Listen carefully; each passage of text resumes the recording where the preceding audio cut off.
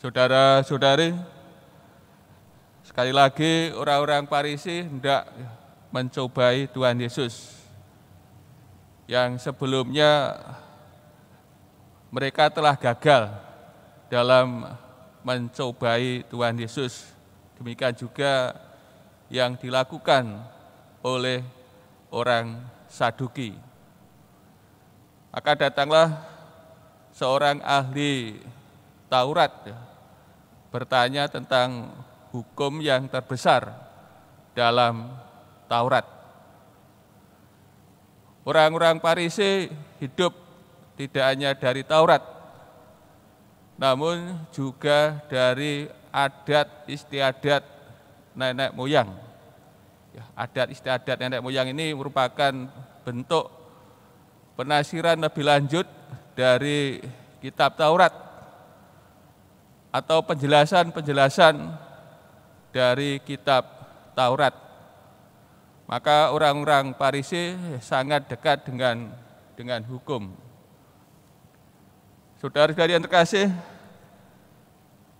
dalam menjawab pertanyaan seorang ahli Taurat ini, Tuhan Yesus menggabungkan dua perintah dalam kitab Taurat. Dari kitab Ulangan dan Imamat. Dari kitab Ulangan bab 6 ayat 5. Bagian ini, jawaban Yesus ini, bagian ini terdiri dari yang disebut sema. Doa orang Yahudi dan pengakuan iman harian bagi orang Yahudi yang dalam sehari 2 kali sema ini didoakan oleh mereka sebagai ungkapan iman harian kepada Allah. Dengarlah, hai Israel, Tuhan Allah kita adalah esa, menyatakan akan keesaan Allah. Dan dari bagian ini Tuhan Yesus menjawab tentang kasih. Kasihilah Tuhan Allahmu dengan segenap hatimu, dengan segenap jiwamu, dan segenap akal budimu. Mengasihi Allah dengan keutuhan diri manusia, hati, jiwa, dan budi, atau keseluruhan dari jati diri manusia. Dengan kata lain, mengasihi Allah dengan total. Karena Allah sendiri telah mengasihi manusia secara total. Kemudian jawaban yang kedua dari kitab Imamat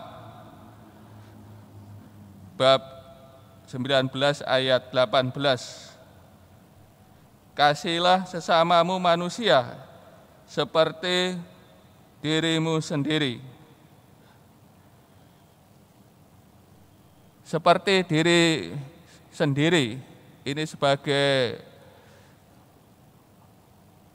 ukuran ukuran praktis dalam mengasihi sesama. Relasi yang positif dengan diri sendiri atau cinta yang positif dengan diri sendiri diandaikan akan dapat mengasihi orang lain.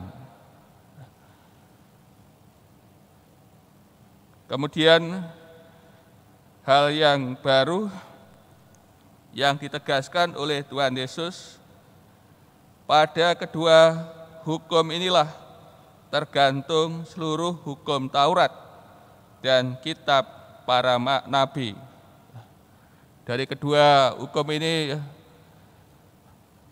tergenapi.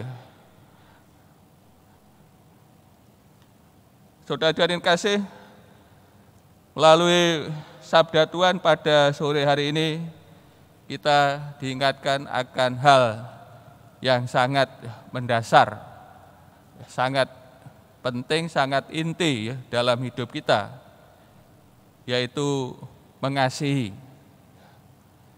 Mengasihi tidak hanya mengasihi sesama, namun juga mengasihi Allah.